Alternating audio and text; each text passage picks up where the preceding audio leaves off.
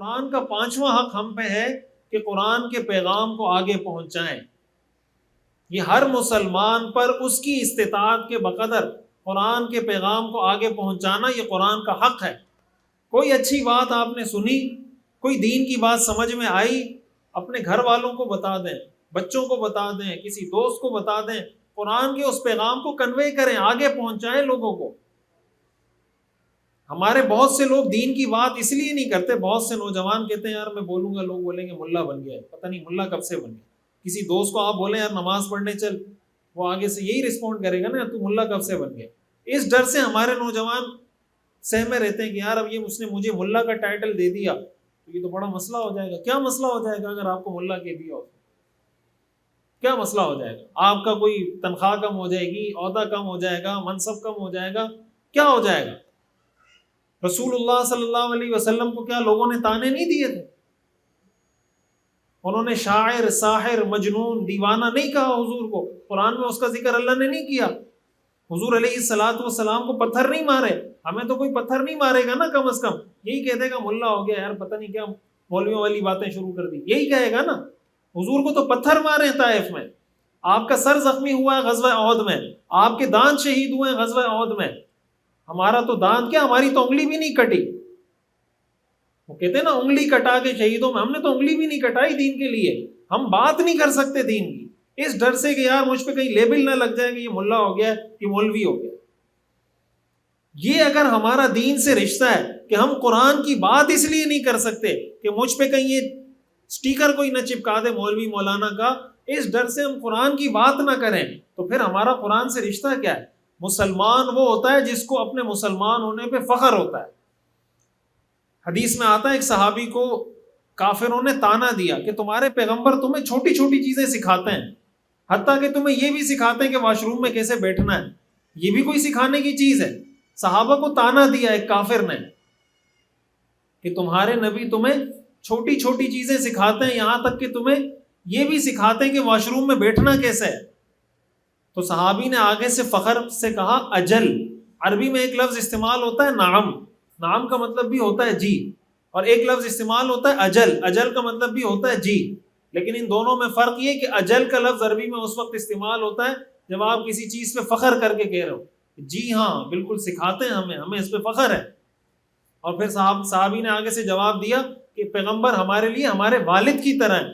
جس طرح والد اپنے بچے کو چھوٹی چھوٹی چیزیں سکھاتا ہے، ہمارے پیغمبر بھی ہمیں چھوٹی چھوٹی چیزیں سکھاتے ہیں.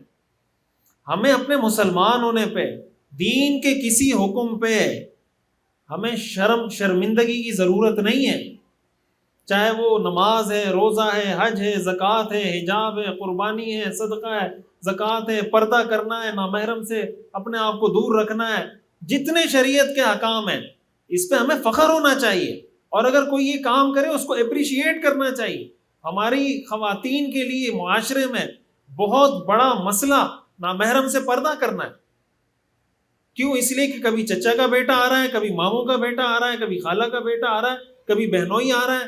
ابھی ماں کہے گی بہنوئی سے ہاتھ ملاؤ، یہ تمہارے چچا کا بیٹا ہے اس سے ہاتھ ملاؤ، تمہاری خالہ کا بیٹا. بھائی خالہ کا بیٹا اس کا کیا لگتا ہے؟ یہ ماموں کا بیٹا اس کا نامحرم ہے، اس سے اس کی شادی ہو سکتی ہے. یہ بہنوئی اس کے لیے نامحرم ہے، اگر یہ بہن اس کے نکاح میں نہیں ہوتی اس سے اس کا نکاح ہو سکتا ہے. اب گھروں میں یہ بڑی ایک مصیبت ہے. اب اگر بہنوئی کو سالی نے سلام نہیں کیا، بہنوئی منہ بنا کے بیٹھا ہوگا میں کیا سالی نے سلام نہیں کیا. کزنوں کے ساتھ عمرے پہ جا رہے ہوتے ہیں، کزن لڑکا لڑکی کزن عمرے پہ جا رہے ہیں، ایک کمرے میں وہاں رہ رہے ہیں، اور جناب عمرہ بھی ہو رہا ہے، حج بھی ہو رہا ہے، ایک کمرے میں ساتھ بھی رہ رہے ہیں. کون سا دین ہے کہ نہ اللہ ناراض ہو نہ شیطان ناراض ہو؟ یہ کون سا دین ہے؟ تو دین پر عمل کریں. دین پر عمل کرنے کے لیے کم از کم لوگوں کے لیے مشکل نہ بنائیں دین پر عمل کرنا. اگر اللہ نے پردے کا حکم دیا ہے آپ اس پہ فخر کریں. میں مسلمان عورت ہوں مجھے پردے پہ فخر ہے، میں مسلمان عورت ہوں مجھے حجاب پہ فخر ہے، میں مسلمان عورت ہوں میں نامحرم سے نہیں بات چیت کرتی، بلا ضرورت میں نامحرم سے نہیں ملتی، چاہے وہ میرے چچا کا بیٹا ہو، ماموں کا بیٹا ہو، بہنوئی ہو، میں اس سے نہیں ملتی. ہم دین کی ان چیزوں کو مانتے ہیں یا ان پہ فخر کرتے ہیں جو ہمیں سمجھ میں آتی ہیں. جو چیزیں سمجھ میں نہیں آتی اس پہ ہم معذرت خواہانہ رویہ اختیار کرتے ہیں کہ بس اصل میں دین میں یہ حکم اس لیے دیا ہے اور اصل میں یہ اور اصل میں اصل کچھ نہیں ہے، دین سارا کا سارا اصل ہے۔ قرآن کریم میں آتا ہے فَتُؤْمِنُونَ بِبَعْضِ الْكِتَابِ وَتَكْفُرُونَ بِبَعْض، کیا تم کتاب کے بعض حصے پر ایمان لاتے ہو اور بعض حصے کا انکار کرتے ہو؟ فَمَا جَزَاءُ مَن يَفْعَلُ ذَلِكَ مِنكُمْ، اللہ فرماتے ہیں ایسے لوگوں کی سزا سوائے اس کے کچھ نہیں کہ اللہ ان کو دنیا میں بھی رسوا کرے گا، آخرت میں بھی رسوا کرے گا۔ آج معاشرے میں، دنیا میں مسلمانوں کی رسوائی کا سب سے بڑا سبب کہ قرآن کو ہم نے چھوڑ دیا ہے، قرآن سے ہم نے اپنے تعلق کو ختم کر دیا ہے۔ اپنے بچوں کو بھی قرآن پڑھائیں، بچیوں کو بھی قرآن پڑھائیں، ان کو حفظ کرائیں، ناظرہ پڑھائیں، خود قرآن پڑھیں، اس کا ترجمہ پڑھیں، بچوں کو ترجمہ پڑھائیں، سمجھنے کی کوشش کریں، اس کے پیغام کو آگے پھیلانے کی کوشش کریں۔ جو لوگ یہ کام کر رہے ہیں، مدارس ہیں، مساجد ہیں، علماء ہیں، تبلیغی جماعت ہے، جس سطح پر دین کا جو کام کرنے والا ہے، کوشش کریں ان کے لیے مددگار بنیں، ان کے لیے رکاوٹ کھڑی کرنے والے نہ بنیں۔ کسی مدرسے کو چندہ نہیں دے سکتے، کم از کم مدرسے کے لیے رکاوٹ نہ بنے۔ مسجد میں کوئی خیر کا کام نہیں کر سکتے تو مسجد میں خیر کے کاموں کے رکنے کا سبب نہ بنے۔ اگر خود تبلیغ میں نہیں جا سکتے تو تبلیغی جماعت کے راستے میں رکاوٹ نہ بنے۔ خود اپنے بچے کو حفظ نہیں کرا سکتے تو جو اپنے بچے کو حفظ کرا رہا ہے اس کے لیے رکاوٹ نہ بنے۔ خود بچے کو دین نہیں پڑھا سکتے، جو اپنے بچے کو دین پڑھا رہا ہے اس کی حوصلہ شکنی مت کریں۔ کسی ایک جملے سے، حدیث میں آتا ہے بعض اوقات انسان ایک جملے کی وجہ سے جہنم میں چلا جاتا ہے اور ایک جملے کی وجہ سے جنت میں چلا جاتا ہے۔